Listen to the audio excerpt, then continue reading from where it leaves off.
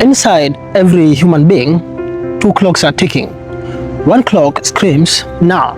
It wants the treat now, the upgrade right now, and the instant reward at the moment. The other whispers later. It's quiet, patient, and almost impossible to hear over the noise.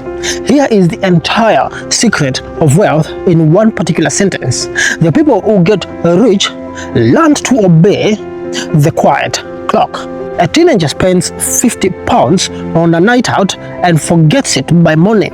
A different teenager puts the same £50 into an index fund and forgets it too. Decades later, when it's all grown into something that pays their rent, same money, same starting line, they had two different endings. These teenagers are not going to end up the same. Tonight or today, I am going to show you exactly how long-term thinking builds wealth that short-term thinkers never touch, and how to install that quiet clock that you need to respect in your mind starting today. Let's make this real with numbers, because the math is almost unbelievable. Invest £200 today a month starting at the age of 25, and I want you to do extremely nothing. What I want you to do is, I want you to leave it in the market, averaging a return of, let's say, 8%, and watch what happens by the time you get to the age of 65. You have personally put in £96,000, but the account is worth over £600. The exact same plan at 35 instead of 25. Lose just 10 years and you will find it rough.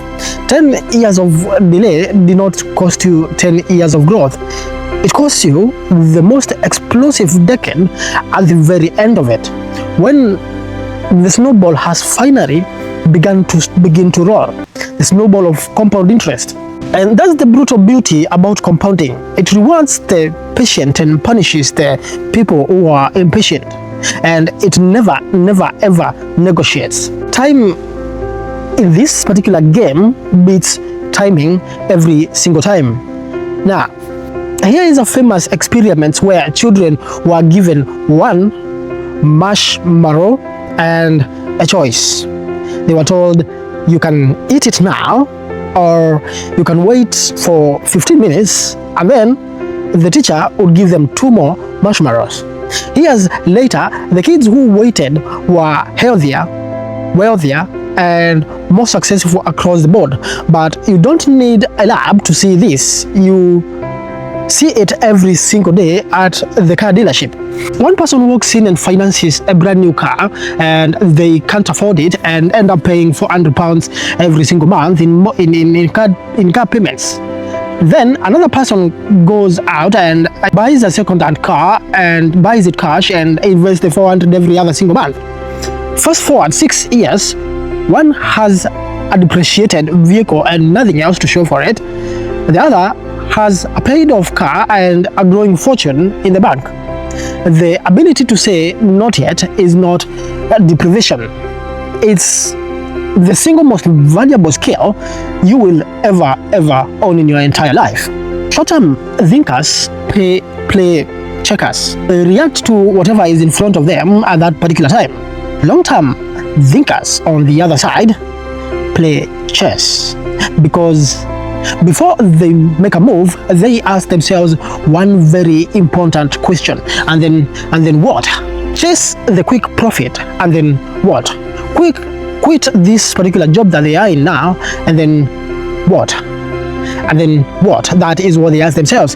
Let me tell you, Jeff Bezos ran Amazon at almost no profit for years. Well, everyone mocked him. He was not losing. He was thinking 3 moves ahead, reinvesting every pound, every single dollar to build something no competitor could touch. Warren Buffett bought companies planning to hold them for decades, not weeks. He was planning to hold them for decades. The wealthy are not smarter than you. They just refuse to make the move that feels good today if it destroys the position they would be holding tomorrow. Every decision has the second and third consequence. Learn to see them, and especially, I want you to begin to learn to see them every time you spend. Here is something that nobody tells you. Patience itself is a paycheck. The stock market has crashed dozens of times. Every single time, it eventually recovered, and the most amazing thing is, it went higher than even before. The people who panicked and sold at the bottom locked in their losses forever. The people who were smart enough to hold, who did absolutely nothing, got paid handsomely for their calmness. Property works the same way. The owner who bought and simply stayed put for 20 years watched their value multiply, while the person who nervously flipped and outpaid fees and taxes at every single turn. Impatience has a price. Patience is, on the other side, has a reward. In a world addicted to instant everything, the willingness to wait has quietly become one of the rarest and most valuable assets on earth at the moment. People have become so impatient, for God's sake. Most people spend their whole lives buying fruit, things they consume once and lose forever. Wealthy people plant the trees instead of buying the fruit. A car is a fruit. It rots in value the moment you drive it home. A rental property is a tree. It drops rent into your pocket every single month for decades. A new phone is a fruit. A skill that raises your income is a tree. A designer outfit is a fruit. Shares in a strong company projected to grow is a tree that keeps growing whether you are awake or asleep. The rich build systems that make them money when they're sleeping. The short-term thinkers ask, what can I enjoy today? The long-term thinkers ask themselves, what can I plant today that feeds me for the next very many years to come? Every pound is a seed. You can eat it now, or you can plant it and eat it forever. The choice is really yours. The choice, made 1,000 times over a lifetime, is the whole entire game. Money is not the only thing that grows over time. So does the reputation. Your reputation is also very important. The salesperson chasing one quick check, dishonest deal makes money that particular time once and burns the bridge forever. The one who tells you the truth even when it costs them the sale builds something far more valuable, trust that sends customers back again and again, and referrals that never stop. How many times have you sent a referral to a salesman that you never bought from because you trusted them? Think of any business you've stayed loyal for years. You did not stay because of one flashy promotion. You stayed because they earned it. Slowly, the same applies to your career. Show up every single day, keep your word, and deliver quietly for decades, and you become the person everyone wants to hire. Reputation is built in years and destroyed in seconds. Guard it like an asset, because it opens doors that even money cannot open for you. Short-term thinking does not just slow you down, it actively steals from your future. The credit card that funds a lifestyle you cannot afford charges you tomorrow for the fun you had today, with interest that quietly buries you.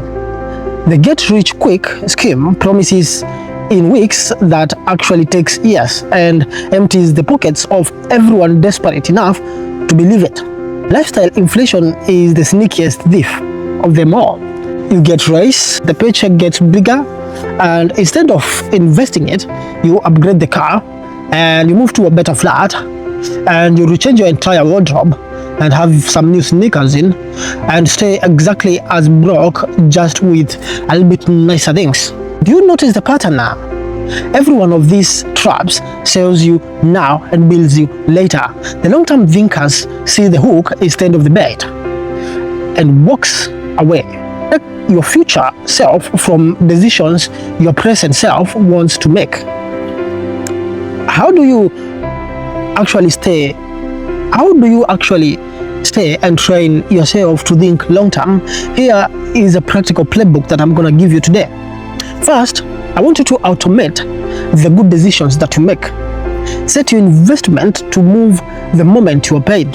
Before you can spend it, discipline yourself. You don't have to feel the discipline later. Second thing that I need you to do, before any big purchase, wait 30 days. If you still want what you wanted to buy after a month, it's a real desire, not an impulse. Most things fail that particular test of time. That, I want you to measure your life in decades, not days. Ask of every choice. With this matter, ask yourself for every choice if what you are doing today is going to matter 10 years from now. Fourth, I want you to find one long-term, think up and study them. Ambition is contagious. You don't relate your brain with one heroic act. You do it with small repeated choices that slowly turn later into your natural instinct. Every financial decision you make today is a message to a person you have not yet met, your future self. The version of you 10 years from now is either going to thank you or is going to regret you 10 years, 15 years, 20 years from now. And they are being created right now by the clock you choose to obey. The wealthy are not lucky. They are simply made a quiet agreement with the future long-time them. I'm gonna sacrifice what I have now in order for me to build who I will become tomorrow, 10 years, 15 years from now. The agreement is available for you to make as well. You won't see the results today. You may not see them for years. But one day, you will wake up standing on a foundation your younger self built in the darkness of your future self. When no one was watching and nothing seemed to be working, plant the trees today, obey the quiet clock today, stop being impulsive buyers, and let your future self live the life your present self was brave enough to build. If this gave you any way to see your money and your future, hit that like button and drop a subscription. Come on, what's it gonna cost you? It's free. And then I'll see you in the next one in the next 2-3 days.